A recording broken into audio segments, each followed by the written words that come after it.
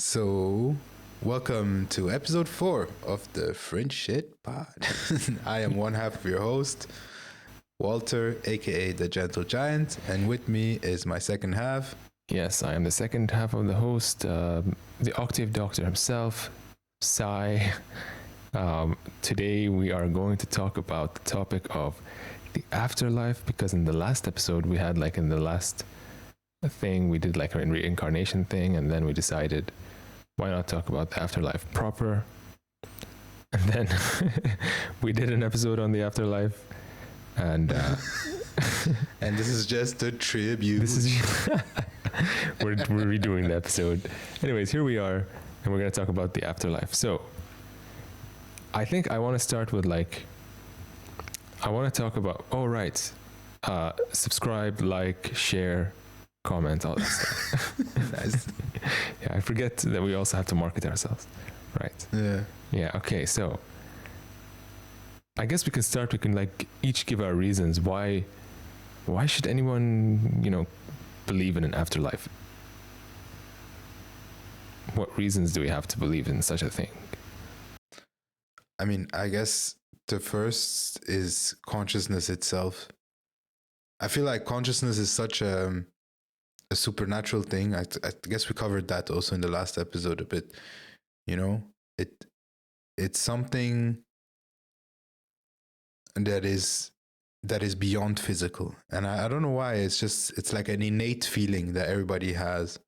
I guess in my belief, I would say it's part of the fitra, even that my consciousness is not physical. Yeah, I mean, I agree, and I think honestly, the more I think about it, the more I don't mean to offend any of our possible physicalist or materialist listeners. This is just my genuine our audience. Yeah, this is just my genuine opinion. What can I do? The more I think about the idea that the only thing that exists is the physical, the more I feel like this is one of the most ridiculous ideas we've ever had as a species. It just seems so crazy, because I'm clearly having thoughts, and yet thoughts are not made of atoms. It's just, to me, it's just clear as day. Okay, here are these non-physical entities, thoughts, at the very least. Yeah. And so it's and it's not just that, it's also even if I got all the material for a brain, you know what I mean? Is consciousness still happening automatically?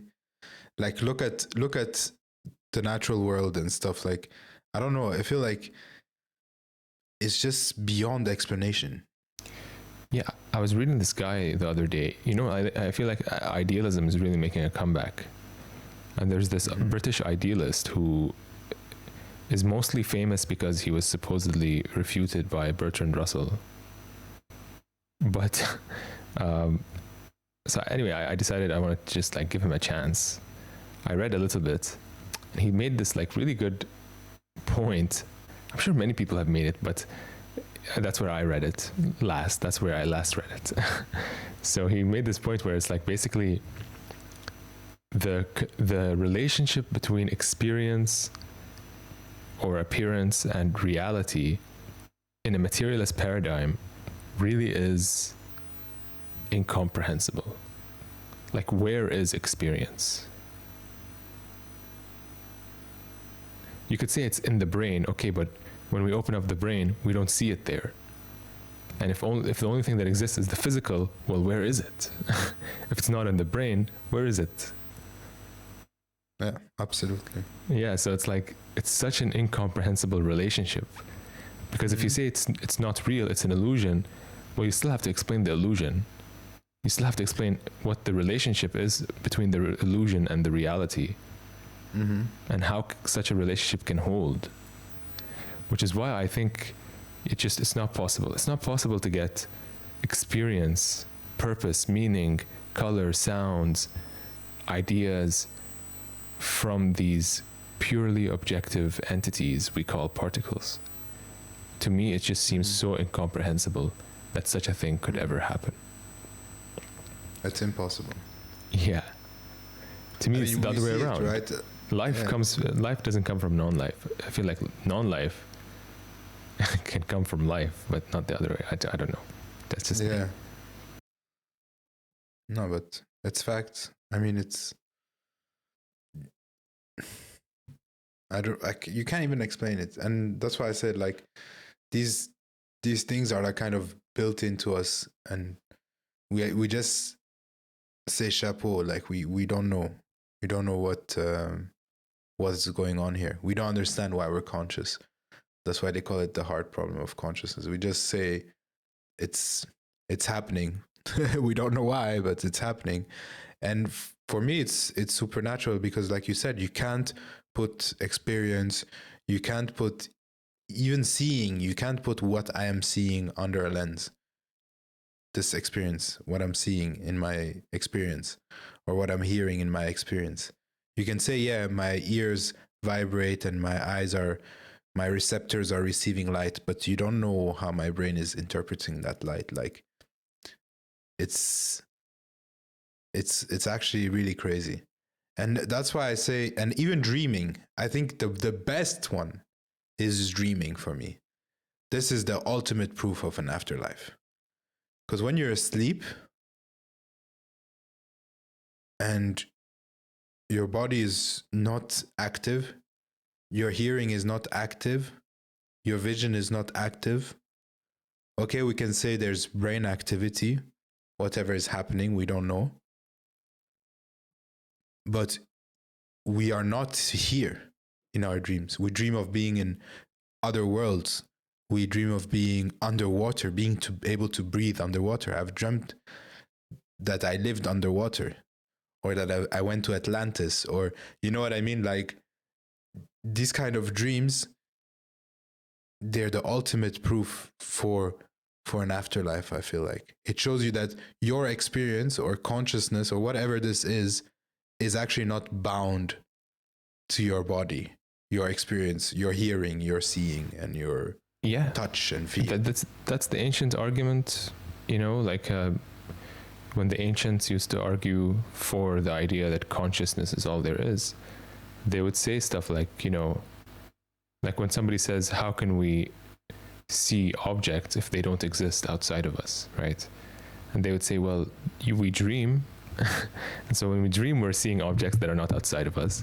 So why can't we see objects in waking that are not outside of us? It's like, it's really something you can't prove. You can't prove that there are objects outside. I'm not doubting that we share a reality.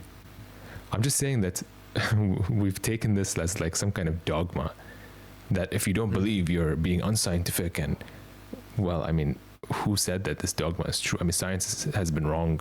And anyway, science doesn't tell us.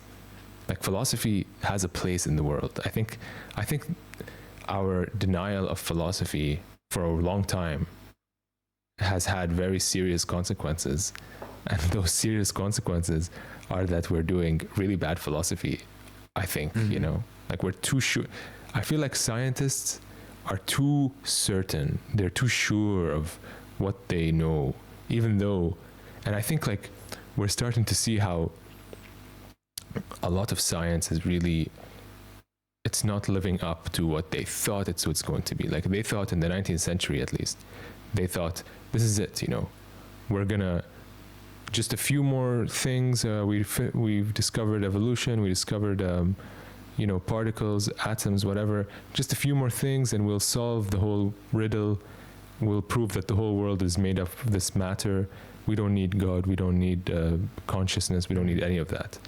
And then the 20th century came and just one slap after the next, And now in the 21st century, I feel like people are like, okay, it's been 100 years, and we need to do philosophy again. We need to think about this again, because clearly that philosophy is not working.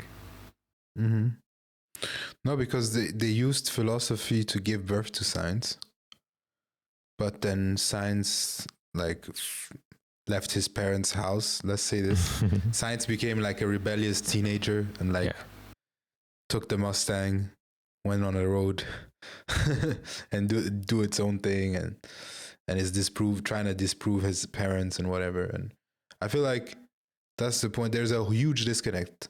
Like a lot of the public, like I don't know about scientists, but a lot of the public, the general people, they forget that there's a thing called philosophy of science. That there are things that scientists just take for granted and just accept, which is not necessarily, I don't know, a basis for finding absolute truths, or that science does induction. Yeah, all these things, right? Yeah. Go ahead. No. I'm sorry. I was just gonna say, because you just reminded me of something. Like I remember this time. One time I saw this scientist on YouTube, and they were arguing about spirituality or whatever. And he said something like along the lines of, I'm not gonna even say his name because I don't want to like name call or anything. I also don't want to, perhaps I might misquote him or something. But anyway, what I remember is he said something like, we know all the particles that exist. We know all the things that make up the universe. And so we know that there can't be a life after death because we know what we're made of, right? And of course, what they don't mention is that we don't even know what a particle is, one. Are they particles? Are they waves? What is a probability wave? What is that? We don't know. We have this particle system, this model that says there are all these particles, but then we have this other model that says these particles are actually waves, probability waves. We have this other model that says that these particles should behave in a linear causal fashion, but this other model says that they're probabilistic and whatever. The point I'm trying to make, I'm not a scientist, so maybe I'm saying a lot of wrong things here, but the point I'm trying to make is that apparently we know all the particles that make up the universe, and so there can't be life after death. And yet these scientific models contradict each other and have problems. And I'm not saying that they're not, okay, they're useful models, they're good models, but it's science. It's constantly evolving and changing. And just because we now think that the whole universe is made up of 21 particles, well, we still can't explain consciousness. But then, of course, they'll say, oh, but, we will one day explain consciousness. But then that's a philosophical assumption that when we do explain consciousness, it's going to be your philosophy that turns out to be true. But that's just an assumption. That's just an assumption. And that's how the scientists used to blame like theists before? Deists. Like they would say, oh yeah, the God of the gaps. And for me, that's science version of the God of the gaps. It's like, oh yeah, one day we'll find out. If we continue on this path, one day we'll find out. Like that's such a huge assumption. Like you're basically telling me that you're looking for stars with prescription glasses, or like, you know what I mean? Like not even prescription glasses, like a drill. You want to go and look at stars with a drill. Like, you get what I mean? Like your objective and your base assumptions in your philosophical epistemology, like how your groundwork, the things I forgot the name for it. There's a word for it. Your axioms. Is it axioms? Premises? Anyways, your premises, exactly. Your premises being that there is only a natural world. So how can you ever find the answer to supernatural questions? Yeah, if your premise excludes it from the get-go. If your premise excludes it from the get-go. So that's what I'm saying. It's like you're taking a drill and you're trying to go see stars. Like you're never going to find a star. Because you're not even looking, you're not even having the right tools, because you're not even looking for it. You get what I mean? Yeah, and that's the thing. Like, who's to say that this MRI that you've created is going to detect consciousness? Like, who's to say that the tools that we have today are sufficient to detect consciousness? Who's to say that consciousness is even detectable? You know, Exactly. like that's all assumptions, right? It's all assumptions that our tools, what our tools can detect today, is enough for us to make a conclusion. That's an assumption. That's And it's funny, like, do naturalists, like, I find naturalists still using like words sometimes, like soul. Like, why are you using this word? I don't know.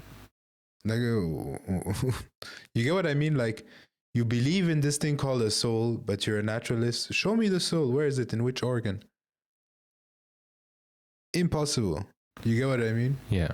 So yeah, I guess those are some really good arguments for just believing in the afterlife, anyways. Because, like we said already, I mean, you are supernatural. Just existing, your existence, your experience, you dreaming, all these things are supernatural things that you are interacting with every day. But you've just taken them as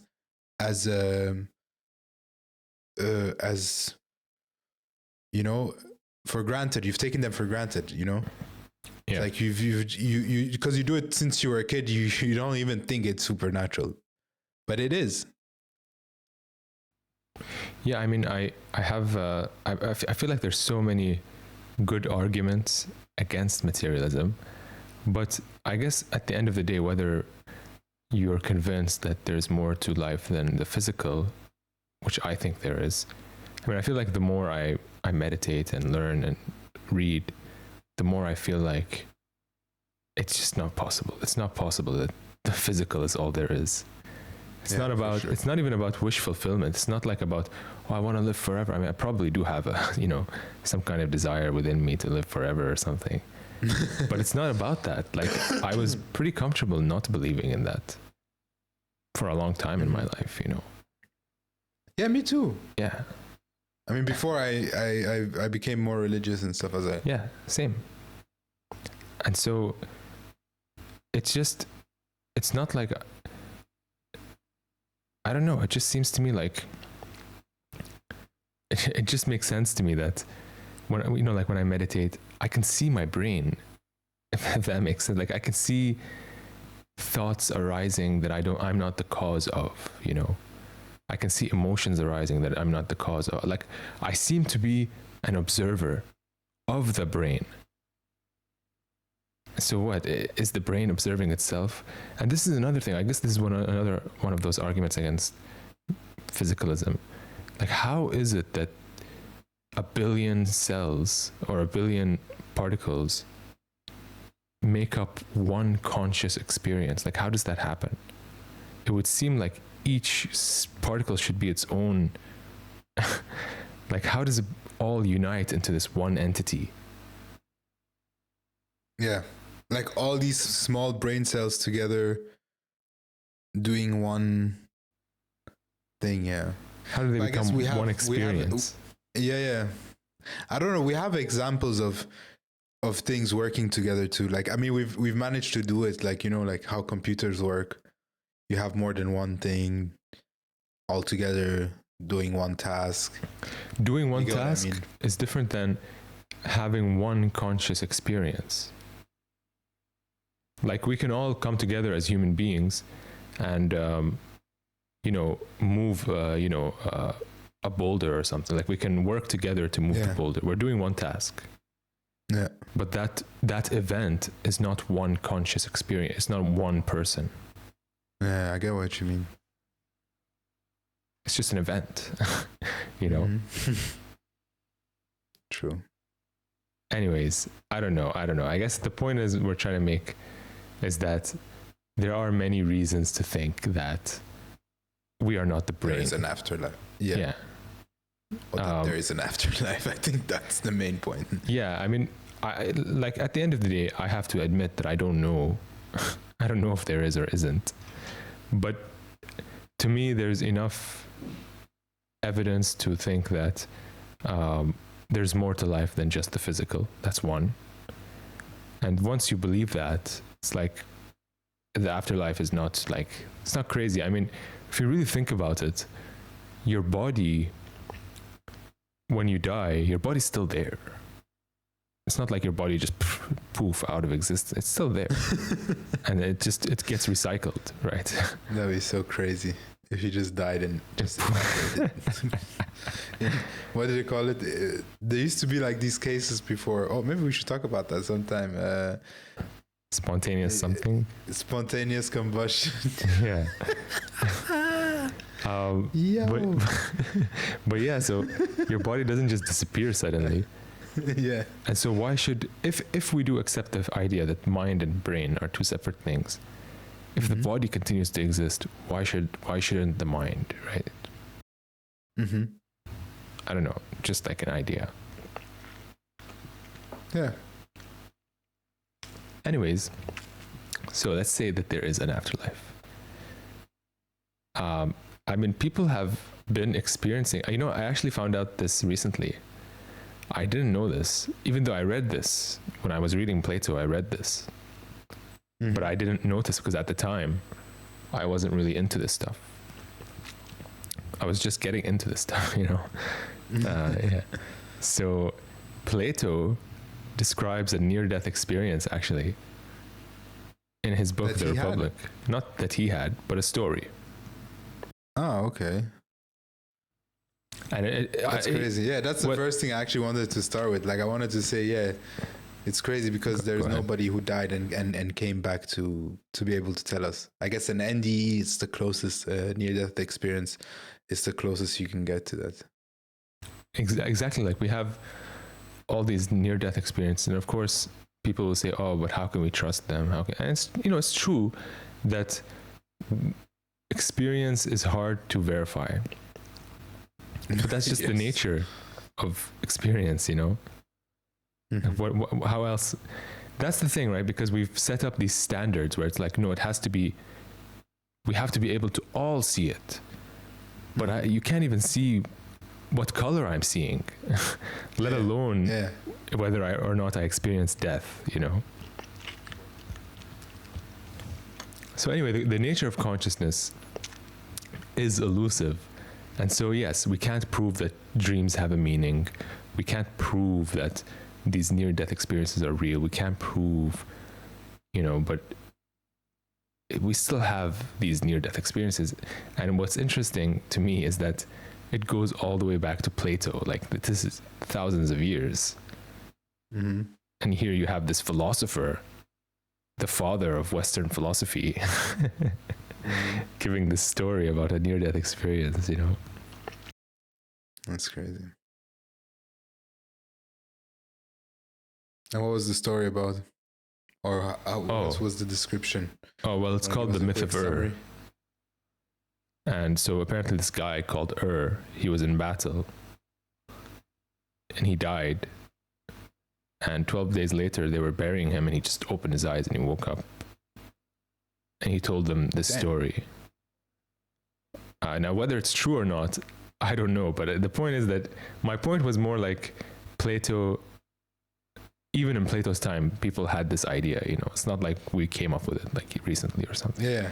But anyway, what happened was Ur goes to this place where there's these 2 holes in the heavens and 2 holes in the earth. And there stood like these judges, and each of the spirits would go to the judges, and the judges would decide whether they were good or bad spirits. And the bad spirits went into the earth, and the good spirits went into the heaven.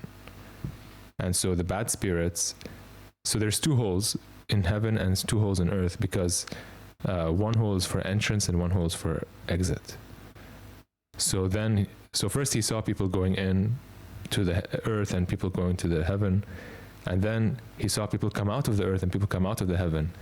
And the people in the heaven and the earth were talking to each other on what they saw. And the people in the heaven were like, we were happy, we were, being rewarded, whatever. And the people who were in the earth were like, we were being punished, we were suffering, like, because we did all these bad things, we were, punished for all that stuff.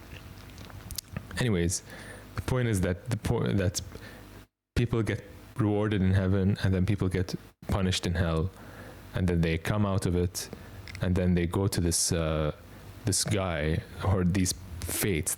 Plato calls them the fates, the daughters of necessity. And you go to the fates, and then this prophet comes up and he says, listen, you're all gonna get to choose your next life now, and we're going to basically anybody can choose to have a good life. It's not like if you get to choose last, you'll get the short end of the stick. There's enough good lives for everybody. And some people, because they're so close-minded, they choose like what they think is a good life, but it actually is a life that will lead them to hell, Some people choose a good life that will lead them to heaven. And so anyway, you choose your life, you go to this river, you drink from the river, and you pass out, and you forget everything. And you're born into this body, forgetting everything that you just saw. Kind of like Men in Black, when they flash that light in your eyes. Yeah. And so anyway, was allowed to see the whole process. They told him, you're not gonna stay here. We're gonna send you back, but we're gonna show you the whole process. And he came back without drinking from the water. And that's the story. That's the myth of Ur. Okay. And anyway, like the point, Plato at the end of it is like, look, this is what happens after you die. So be a good person, be virtuous, be just, be whatever. Yeah. Okay, nice. Yeah. But anyway, that was interesting. I didn't know that Plato had this story. I think Plato, I think there's something to the idea that, these people were doing acid, like that idea where they eat that mushroom, the ergot mushroom, I think it's called. I think, it's a fungus or something. Yeah. I think there's something to that. Yeah, it's possible. I mean, there've been a lot of the like the Oracle of Delphi and stuff like that. There's also been like some writings about them like going into certain cave systems and stuff, and then there's like some sulfur there mixed with some other type of stuff, and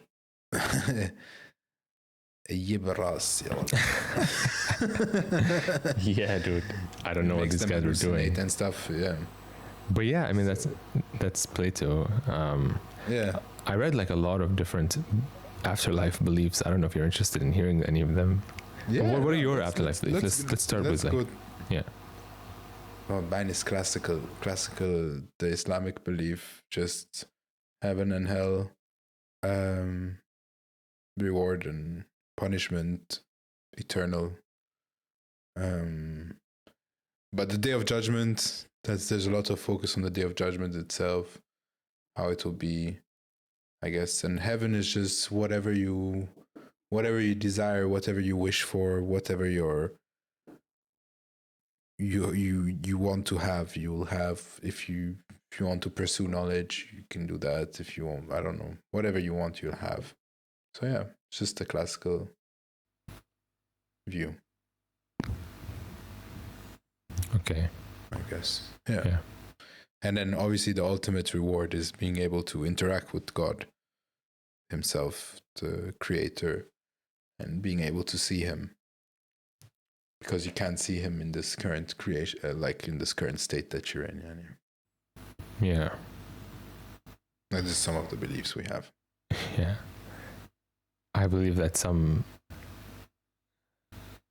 obviously some people would disagree with that idea that you can't see God in this world. Obviously. Yeah. Including myself. But anyways. So, yeah, I don't really have a specific belief, to be honest, because I don't know what happens after we die. I feel like there's a purpose to life. And I feel like we're here for a reason. We're here to grow. We're here to learn. We're here to become more loving, more caring. We're here to evolve, basically, as spiritual beings.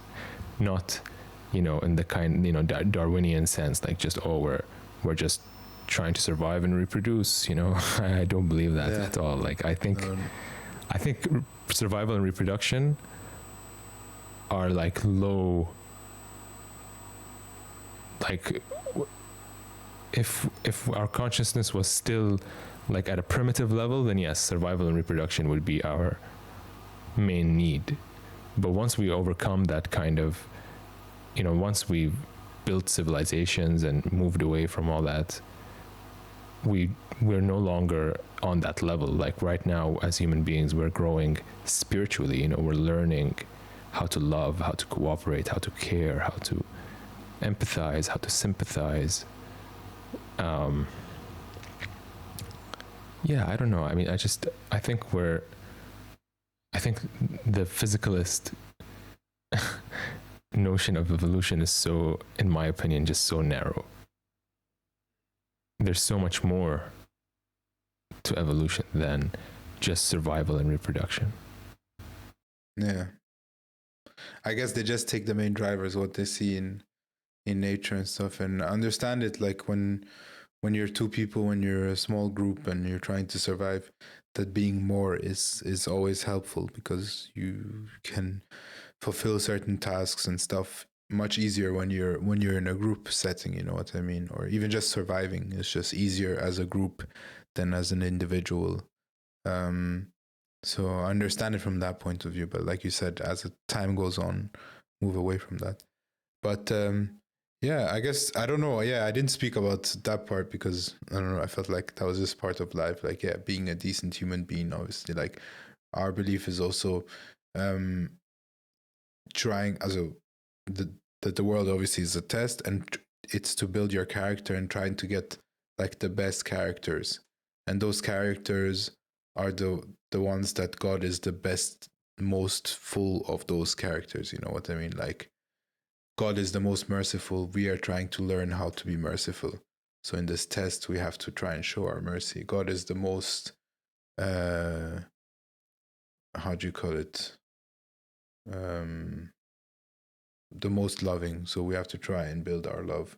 He's the most giving. So we have to also try and be giving. So we're trying to build up our character kind of towards those aspects. Mm-hmm. And obviously when we die, we are rewarded to as how well we built our character, right? So that's it basically. And if you went away from those characters, the opposite of mercy, the opposite of stuff, you're going in minus. You're not fulfilling this test that you're in. And then obviously you'll end up in the Yeah, I guess my difference from you is that I believe that we're learning and we just continue to learn. Like, not that it stops afterwards. I just No, but I think like we we're not learning in this one life and then we're rewarded. Like we don't. I feel like, I mean, I don't know this, but I feel like I've been thinking about it recently, and I feel like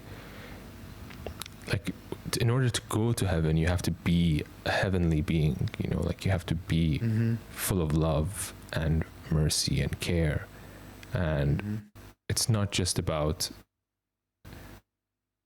it's not just like, you have to evolve your consciousness, expand your consciousness to deserve to go to heaven. And I feel like maybe you don't go to heaven until you're ready. Like it may take a lifetime, it may take 10, 20, 30, but you have to first evolve to that level to go there, Like, so for me, it's like it's like we're playing a video game and we're leveling up, but you don't level up until you level up, like you keep, I guess you could say you keep respawning until you level up. Not all your stats need to be on the 99. Not all your stats need to be on 99. I can't say. I mean, I guess not all your stats need to be on 99. No. You know what I mean? No. Like, that's what I feel like. Yeah, obviously you have a point. I mean, this world is to build up your character, build up these things, but you're still never going to be able to build it to the maximum in this world, because like you said, okay, we respawn and then you build it up again without knowing your previous build up, or yeah, you continue your progress. Yeah. Okay. You just keep progressing until you make it, until you're ready to go to the lowest level of heaven, you know. Then you there's higher and higher level. Like, it seems to me like there's no end. I don't know, like you just keep going and going, and then downwards there's also going down. You can go downwards, you don't have to go upwards. Yeah, you don't have to go up. Yeah. But if you do go downwards, you can change and go upwards again. And if you do go upwards, you can change and go downwards again, you know. Like for me, I guess I'm a process oriented type thinker. It just keeps going up, down, up, down. At the end of the day, you can never reach God. But we all are trying to. And so it seems to me like we never reach God, but we keep trying. Okay. I don't take that opinion. I take the opinion that when you die and you were good and you pass this test that God made for you, you will reach God. And He will see you and you'll be happy, because at the end of the day, you are His creation, just like heaven is also His creation. Heaven is not something that God abides in, but it's something that God also made, just like you, a human being, God also made you. Yeah, I mean, you can, I guess that's the difference. Like for you, it's like, oh, you die and then you can talk to God, whatever. For me, God's there always. Like you can talk to Him here, you can talk to Him there. Yeah, you can pray and talk to Him here too. But no, you can like feel Him and actually experience Him here. Okay. Yeah, I mean, yeah. To each his own. Yeah. Yeah, I mean, a lot of people do claim to have that experience, you know. But anyway, it doesn't matter. For sure, yeah, it doesn't matter. But what are some other types of afterlife? I've always wondered, like, do you know a bit about like Sufism and stuff? Like, what are their views on the afterlife? Because, like, I know they believe in like Wahdat al-Wujud. Yeah, I've read Ibn Arabi. Like, yeah. I love Ibn Arabi, just being honest. I know you love Ibn Arabi. And Ibn Arabi, by the way, would completely disagree with you. He would say, you can experience God in this life. I know. He would. Shaykh al-Islam wouldn't. Yeah. Yeah. Of course not. So it depends.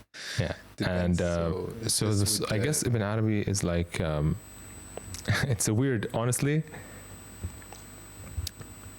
it seems that I read this one book where he says, like, eventually after, let's say, a long period of time in hell, God's mercy will, like, that's it, his anger is satisfied, his mercy prevails, and so you will be forgiven. Mm-hmm. That's one point. Another point is that actually Ibn Arabi thinks that you know, it's hard to explain his metaphysics, but the idea is that the only thing that exists necessarily is God. We exist potentially, right? And so in order for us to have existence, we need God to give us His own existence. Yeah. And so we are, for Ibn Arabi, we are God manifesting Himself. Yeah, I know. Yeah. But that's like the Hindu belief. Yeah. But he mixed it with Islam a bit, like. Yeah. And so if you go to hell, you're still within God, I guess you could say. So you're not really suffering once you realize that you're within God. Does that make sense? Yeah, it makes sense. I know. So it's like, it's who's suffering? It's God suffering. That's why it doesn't make sense to me. Yeah. But yeah. That's why, like, one time also I was like, so then who's sinning? Is God sinning? Like, what's happening? You know what I mean? Like, for me, those are like some things I can't even, like, you know, it doesn't compute. I can understand, like, some people saying, like, oh yeah, when God breathed into us, there was a part which is from not I wouldn't say essence, but in the sense that it's not a part of God going into you, but in the sense some material from God, special material, yani, in that sense. I don't know. And then some people will see that as his essence in you. You get what I mean? Yeah. And then when you have essence in you of God, then khalas, yani, you technically somewhere deep inside, God is there. Yeah. Yeah. Yeah. I so mean, like I've always wondered, like, how do they believe in their afterlife? Because for me, it doesn't make sense. Like, yeah, the film, like somebody projecting a movie and then he's the actor in the movie at the same time, and the director and the like, you get what I mean? And he's the one watching it in the cinema. yeah. Yeah, it's crazy. Yeah. But yeah, I mean, it's a mystical belief. I'll give you that. Yeah. Yeah. And I'll be honest with you, like, there was a time when if you told me that, I would have been like, what the hell are you talking about? Yeah. But the more I meditate, the more I start to feel what they're talking about.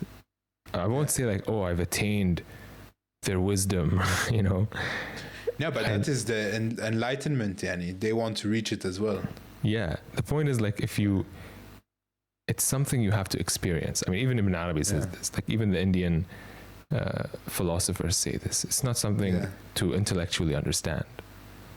It's something you have to experience firsthand. Experience. You know? Yeah. But anyway, regardless of whatever they believe, there's many beliefs. You know, like, you have the Christians, they have this idea of, obviously, just like the Islamic one, you have the eternal hellfire, eternal heaven. They also have these two other beliefs, annihilationism and universalism. Basically, annihilationism is that heaven is eternal, but people who go to hell, basically, they're just thrown into the fire and then they are annihilated. They don't exist anymore. That's annihilationism. And then there's universalism, which is eventually all will be saved. Eventually, you know. Okay. Yeah, that's universalism. I read Zoroastrianism. But there's also the classical heaven and hell, eternal heaven and hell. Yeah, eternal, like Islamic. Yeah, I think, like, in the modern age, right now, it's becoming more popular to believe in annihilationism or eternalism. Okay. Because to make people, the problem of evil. Yeah, people are starting to, like, kind of not really. They're not enjoy. They don't like this idea of eternal punishment, I guess. Yeah, it's not palatable.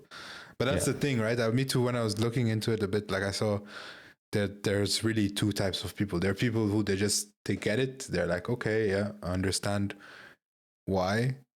And then there's people who just can't accept it. Apparently it is like that, Yani. You get what I mean? Like, there are just two camps finished. Yeah. Like, it's crazy. It's actually crazy. Like, yeah, it's one of those ideas. Either you can accept it or you can't. I'm one of those people who can't, obviously. Yeah, I know. I was thinking about it, and I was gonna try explaining one more thing, like saying, like, there are certain limitations that in the design of a system, when you give free will, that it has to kind of be like that. But anyways, we'll talk about that privately sometime. Yeah, no. I think for me, it's just that, I don't know, I feel like God, personally, I just feel like God would not do that. Would not eternally would not create a system. Yeah. I don't know. I don't think God would do something like that. Yeah. And Islamically, there are, even Ibn Taymiyyah and his student, they are, like, it's uncertain about Ibn Taymiyyah if he held the view when he died, he told me, but his student basically, like, propagated the view of it being temporary, and his belief as well. Yeah. That Ibn Taymiyyah had to believe as well. And Ibn Taymiyyah is the person I referenced earlier when you were talking about Ibn Arabi, Shaykh al-Islam. Yeah. Anyway, so Christians have that belief. You have the Jews who, like, apparently some Jews believe that there's some hell, but you only go there for like a maximum of 12 months and then that's it, something like that. But for all or just for Jews? All. Okay, so even goyim can go to heaven, I think. I think like Jews have this idea that if you follow the 7 laws of Noah, you don't have to be a Jew, you know, you just have to follow the 7 laws of Noah. Noahide, Noahide laws. Noahitic laws. Yeah, I also found this like Zoroastrianism, which is very interesting to me. But wait, I had one more question for Christianity. Oh yeah, go ahead. Is it all denominations that believe that only if you believe in Jesus that you end up in heaven? Or do you have to be saved like in all denominations, or are there some denominations who say no, kind of have the Islamic view where it's like, oh, if you never received the message, then you're not judged upon it? Yeah. I think some people do have that view that if you don't receive the message, then you're not judged. But I'm sure some people don't. And honestly, to be honest, like Christianity in the modern world, a lot of Christians, you know, like they're not like literalists, you know. Yeah, I know. Yeah, we've seen some YouTube videos. Those guys were pretty. I liked their interpretation of. I think it was the story of Abraham, right? Yeah, I don't know. You sent me some a while back. I think it was about Abraham. I'm not sure, but anyways. About what? I don't remember. Like the story of Abraham, but like reinterpreted through this like church tradition, Eastern Orthodox church tradition. Oh, okay. I don't remember this. And they like interpreted the words and. Yeah, I mean. Yeah, I'll pull it up. There were like some 2 guys. This was like a church father and somebody else. They kind of have their own podcast or something like that. Oh, right. Through the fire or something. I don't remember what it was called, but it was really nice. Yeah, I remember. Okay. Yeah. I mean, honestly, like, I think like the non-literalist way of looking at it to me is very appealing. Yeah. But you know, at the end of the day, you know, I don't know. So I guess, what was your question again? Oh, do all denominations believe that? Yeah. That, yeah. Yeah, I don't. I guess not. I think maybe officially, like in the doctrine, maybe, but not practically, probably. Yeah. So yeah, that's one thing. Okay, anyway, back to Zoroastrianism. Yeah, nice. Because what I found interesting in that is that like these people, you have to do good, and if you do good, you go to heaven. If you do bad, you go to hell. But then at the end of time, God will take all beings back into himself. Basically, everyone will be saved. If you're in heaven, then it will be a peaceful process. And if you're in hell, then you will go through a very painful process of like purging. You know, you're being purged of all your sins, and then all beings will eventually return to God, basically. So everyone will be saved. This God called Ahura Mazda, he will save all beings at the end of time, even the ones in hell.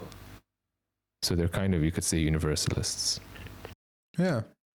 And if they were the first to believe in like the devil and the first documented. Yeah, I think so. They even have that like a very similar belief to Islam, where it's like when you die, you go to this bridge, and depending on how much you've sinned, the bridge will be narrow or wide. Like if you're a good person, it will be a wide bridge. You'll easily walk through it. But if you're a bad person, it will be a very narrow bridge, and you'll fall into the darkness or whatever. So yeah. Okay. Yeah. I mean, we do believe so in Islam as well that like there were previous prophets, and every people got their prophets and stuff like that. So for us, it's always been like reaffirming when we see other religions having similar accounts. For me, at least. Yeah. That's crazy. And what about like, did you look? I know like ancient Egyptian. Yeah, ancient Egyptians. I'm not sure, to be honest. You didn't look into it? I feel like they didn't believe in heaven or hell. They just believed like becoming part of like celestial bodies and stuff like that. I'm not sure. I don't know. I can't say for sure, to be honest. Yeah. Well, I guess we'll have to look into it. Yeah, I know that there are a lot of I don't know. There's a resurgence of Greek, people who believe in Greek gods and stuff, and not Greek, sorry, Egyptian gods. I guess it's called Kemetism, something like that. I don't know. I feel like I'm butchering that, but I should ask. I have a friend who's that, a Kemite or a Kemet. I don't know what to call them. Okay. Yeah, I should ask him. Yeah. So I've looked at the ancient Egyptian believed when they died, their spiritual body would continue to exist in an afterlife very similar to their living world. However, entry into this afterlife was not guaranteed. The dead had to negotiate the dangerous underworld journey and face the final judgment before they were granted access. Yeah, this is the thing for me.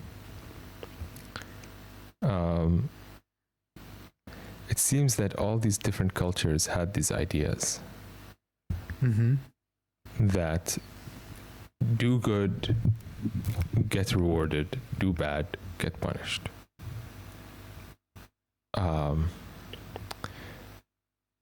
So it seems like even in India, well, I guess we didn't even mention reincarnation. Yeah, dharma, karma. Yeah, so you do good, you go to a better rebirth. You do bad, you go to a worse rebirth. Eventually, the goal is to leave the cycle of rebirths, at least in Buddhism. So yeah, I mean, I don't know. I mean, it just seems to me like every culture has this idea: do good, go good; do bad, go bad. Go bad. Yeah. It's a universal idea, so maybe there's something there. Of course, you could also say it's all just wishful thinking. It could be. Yeah. Or maybe there's something there. People can say it's wishful thinking because the thing that it solves is justice. Because it solves this problem that we see in the world. That there is evil, that, the good are being, the truthful are being described as liars, the liars are being described as the truthful ones, the people are getting murdered, people are getting whatever is happening, you know what I mean, like evil things are happening in the world 24/7, and I guess the only way to have justice, right, is if there is something that happens in an afterlife. So I feel like that's why a lot of cultures, I mean, people, like you said, you can say it's wishful thinking because they saw a problem. They were like, hey, there is no just, but there has to be justice. That there cannot not be justice. Just, you know what I mean? Yeah. Yeah. Yeah, and I think it's a fair point. And also another fair point is that they're all different, right? They don't all agree on the details. So you have, like, in Zoroastrianism, there's a kind of universalism, but then in Islam and maybe in some versions of Christianity, you don't have universalism. And then you have Judaism, where it's kind of, what's the word? Obscure. I'm not sure what they have different beliefs. Yeah. Then you have some cultures that just seem to not. I mean, you die, you go to your ancestors, That's it. Wherever I don't know. they are. Yeah, wherever they are. You just go to them. Yeah.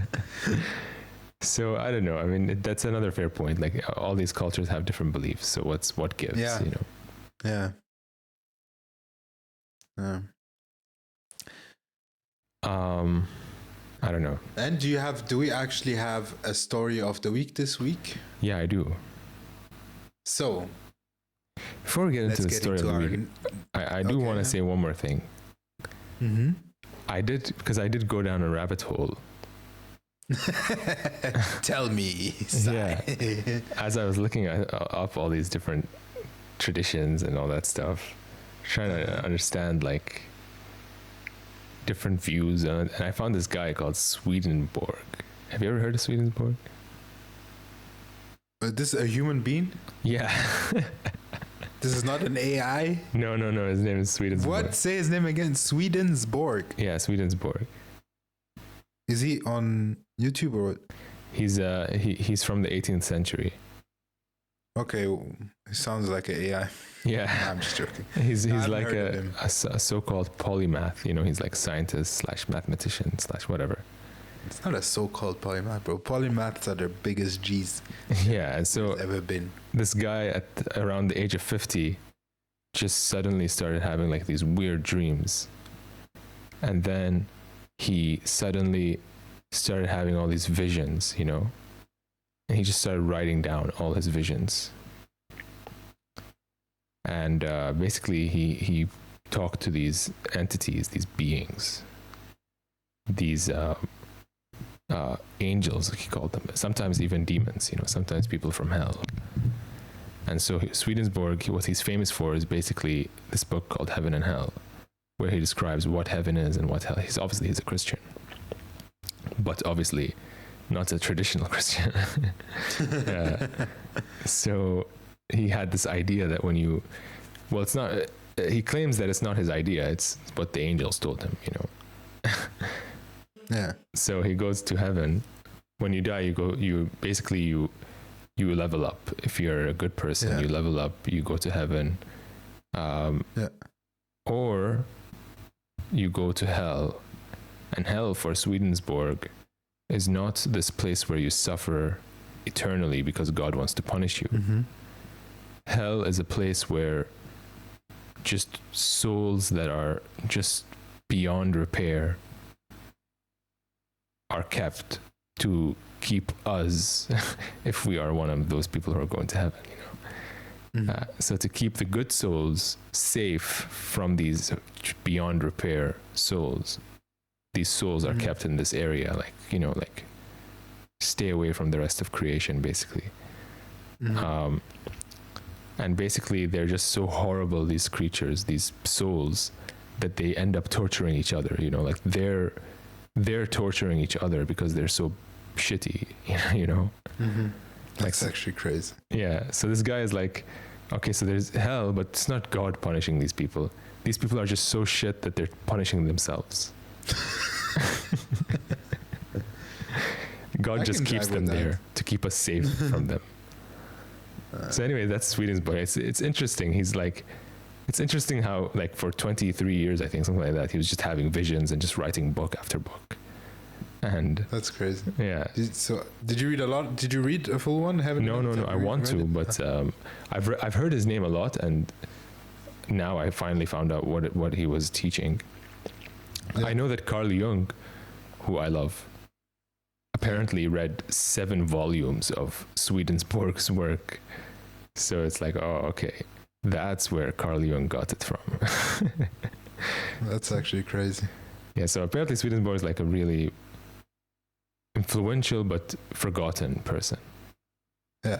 Because obviously if you in the 18th century, this is what basically happened, okay?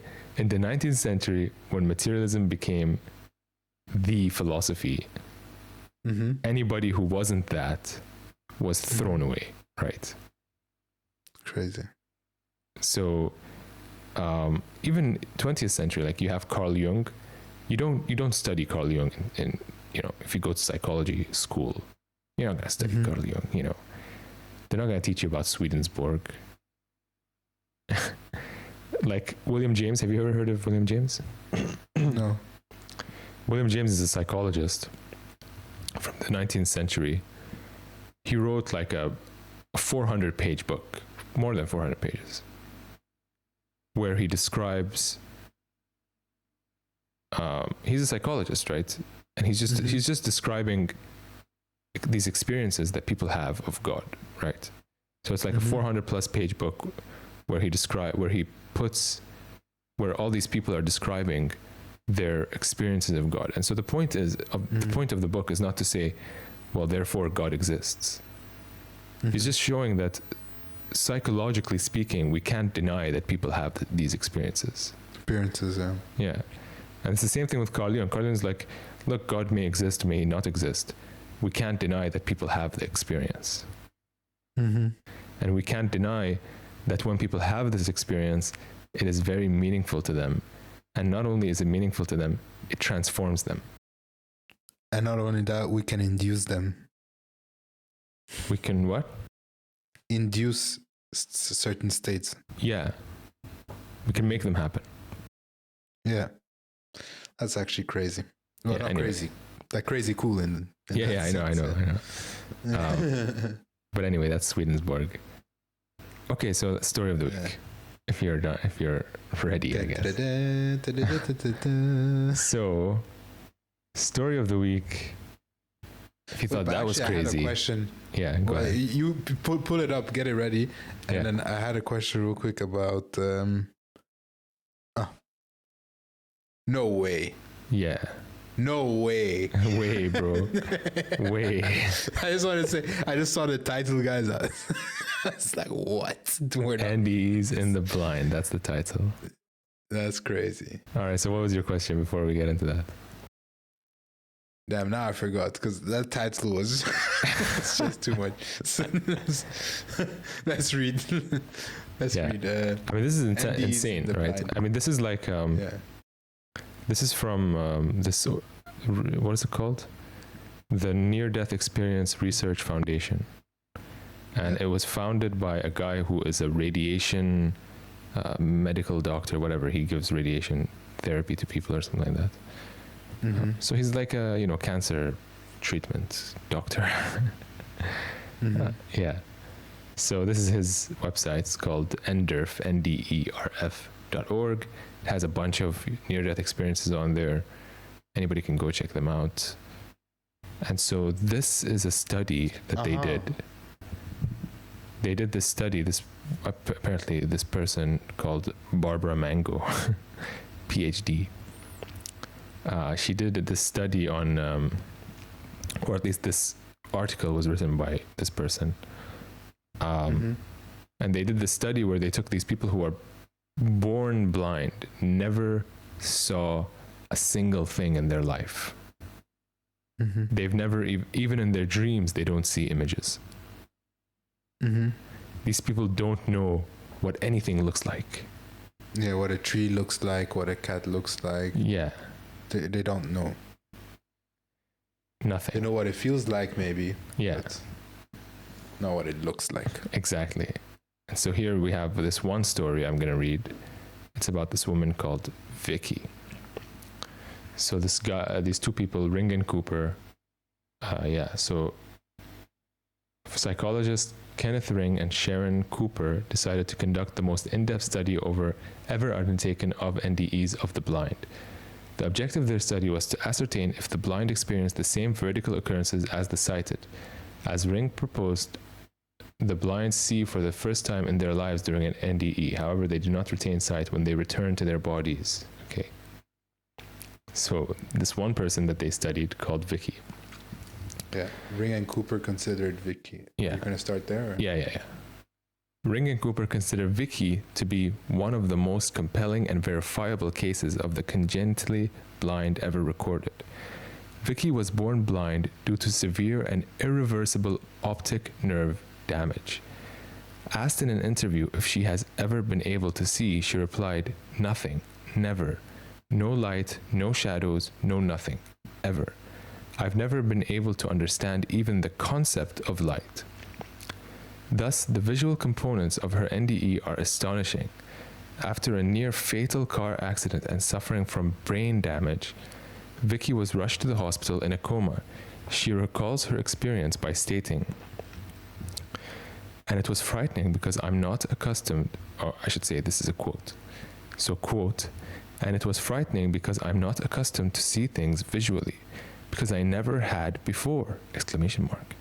And initially, it was pretty scary, another exclamation mark.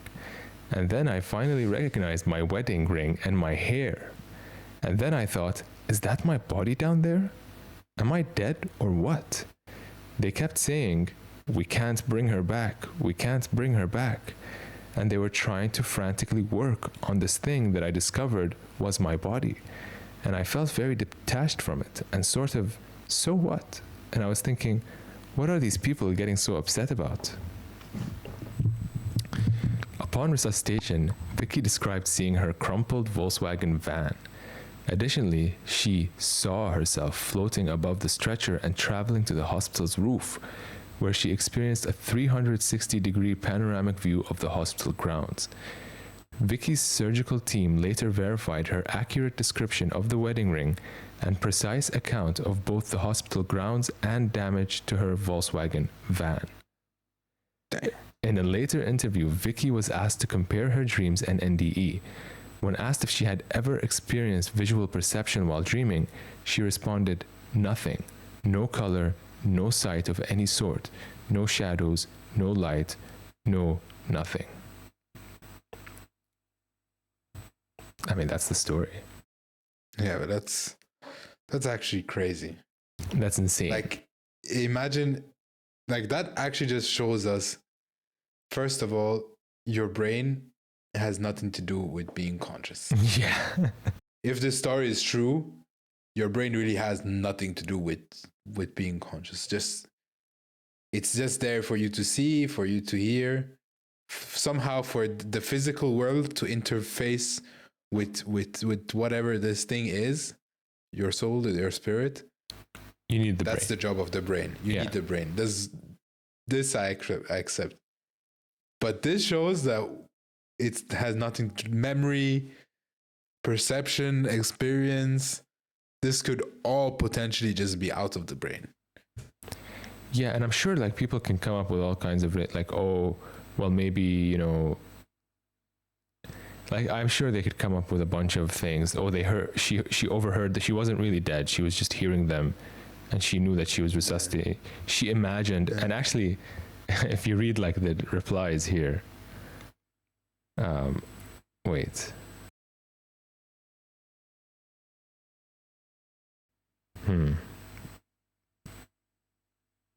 Okay, this. According to Blackmore, what appears to be a visual accounting is actually retrospective reconstruction. So she states, quote, "It does not take much information from such sounds for a person to piece together a very convincing and realistic visual impression of what is going on. This will provide for the best model they have and seem perfectly real. They may have no idea that the model was constructed primarily from things they heard. We can only remember the general point that people who appear unconscious may still be aware of some of the things going on around them, and they can easily build these up into a good visual picture of what was happening." So obviously, first of all, the 360 panoramic view. How? And anyway, how is she going to reconstruct an image that she's never seen in her life? She's blind. She doesn't know what colors look like. It doesn't even exactly. Like, that's actually crazy. And this is where it starts to really get crazy. Like, you actually have to start doing gymnastics. Yeah. To deny these. To deny these claims. Yeah. And at that point, why it's are like, we trying to deny them? Like, why is this guy like? Yeah, like, okay, you don't have to believe them in the sense that, oh, you know what? NDEs are real. I guess we all have to become Muslim now, you know? Like, you don't have to go that far. Yeah. But at the very least, don't, like, do gymnastics, you know? Yeah. Like, okay, it's just possible that this is real, you know? Yeah. Like, keep it under the unsolved mysteries to be looked at another day. Like, yeah, at the very least. Keep the possibility open, yeah. Yeah. Free the fringe. Free the fringe. That's crazy. There's another story here, but I'm not going to read it, but it's not just one person, you know, like there's more than one person who they're blind and they suddenly they see. Yeah. Like because of the ND. Yeah. And you can't, I don't know. It seems to me like, okay, you can brush aside near-death experiences in people who have seen before. It's like, okay, well, maybe they went into a dream world, maybe their brain created all these images, whatever. But this person who's never seen before, you can't. It's just... There was one experiment I heard, like Neil deGrasse Tyson. Yeah. He was like, deGrasse, yeah. That's his nickname. Yeah. Yo, shout out Neil deGrasse. Yeah. deGrasse. Sorry, excuse me. Anyways, I was saying like, oh, I know the perfect experiment to see if these things are real. I postulate that. No, I'm just joking. He said you should put a piece of paper next to the bed, but higher than the person's field of view, with something written on it that the person hasn't seen, and you're 100% sure the person hasn't seen. And if that person sees and reads that thing and can, after waking up, tell you what was on the piece of paper or whatever, then yeah.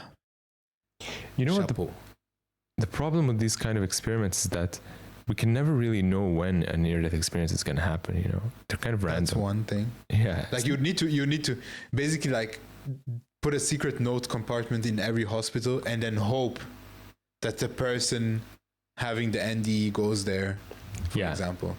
And it not only goes there, but they go there and they know that there's something hidden that they're supposed to go check out. Yeah. The NDE department. Or maybe you could run an experiment like that. If you can find a way to temporarily kill people and then bring them back to life. No, not that way. No. You have an organization and like okay guys, we're starting an organization. Yeah. It's called Find Out If the NDEs Are Real or Not. So fund us. We're going to start a GoFundMe. We'll put the link in the description below. Sure. And basically, this is the idea. We're going to fund a little box, orange box, in every hospital on this planet. And this orange box, we're going to make like huge media about it and everything. And we're going to put random stuff inside on a screen that's generated randomly, that we don't even know what is randomly there at that given point in time. And this thing will be displayed for, let's say, 6 hours at a time, and it changes every 6 hours. So you can't be like, oh, okay, he went to check and whatever. Or we can say 2 hours or whatever. And what we'll do is basically when a person dies and has his NDE, they know, because we've made a major Instagram campaign with our millions of dollars from our millions of dollars of funding. Yeah. That everybody who dies and has an NDE has to do this. Of course. And then we can. The guy wakes up and he's like, "Yo, I checked it out. It was 63748." And then we go and then we put that in the computer and be like, "Was it 63748?" And then it'd be like, "Yeah, it was 63748." Yeah. So even we don't know. Yeah, we don't even know. Yeah, that would be interesting. You know that they've actually done this, right? You know that they've actually put things on high shelves in hospitals just in case somebody has an NDE. Oh, really? Yeah. What are the results? Successful? Find out next week. Nice. So I will look it up. I know they did it. Yeah. And I'll look it up. Yeah, thanks for tuning in, guys. Yeah. Thanks for tuning in. Like, share, subscribe, tell your friends about it. Comment, tell us what you want to hear about, what topics you want us to talk about. Yeah. Yeah, and we're going to look into getting on other platforms as well, so you guys can listen to us when you're on your way and stuff. Yeah, so check us out soon, coming to Spotify, hopefully. Yeah. Music. Hopefully. And only if you have YouTube Premium right now, you have the luxury of listening to us with your app closed. I guess that's... Yeah, that's true. Oh, right. You know, I never thought of that because I have YouTube Premium. So I'm just like, I'm You're spoiled and chilling. I didn't know it. You're chilling. Yeah. I smell your privilege in your content, sir. Yeah, I didn't even know I was privileged. I just realized it. Burn the rich. No, I'm just joking. Yeah. All right. Well, All right. good seeing you guys. See you next week. See you next week. Bye, guys.